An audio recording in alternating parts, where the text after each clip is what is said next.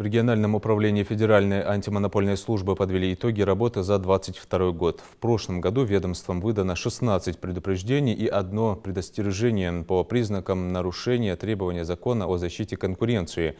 Из них 10 предупреждений исполнено в срок.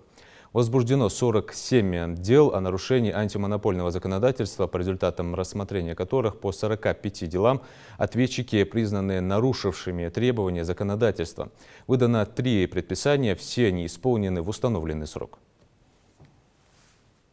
В Волжском МФАС было в общем порядке рассмотрено 47 дел нарушения антимонопольного законодательства, по результатам которых были приняты соответствующие меры антимонопольного реагирования.